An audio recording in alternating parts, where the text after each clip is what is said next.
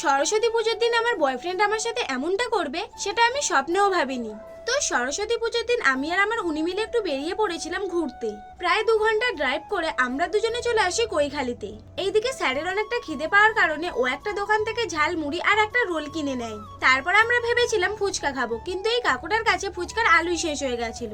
আর যেহেতু ফুচকার আলু মাখতে অনেকটা টাইম লাগবে, তাই আমরা ফুচকা না খেয়ে চলে আসি নদীর পাড়ে। আর এখানে এসে দেখি সবাই কত কত মাছ ধরে রেখেছে। এইসব দেখতে দেখতে আমরা গিয়ে বসে একটা গাছের তলায়। এরপর আমার উনি আমাকে বলে যে নদীতে নামবে।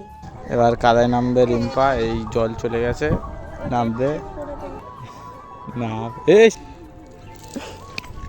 এই পড়ে গেছে কাদা, আমার আসতে একদম ভালো লাগে না, কাদায় পড়ে গেছে।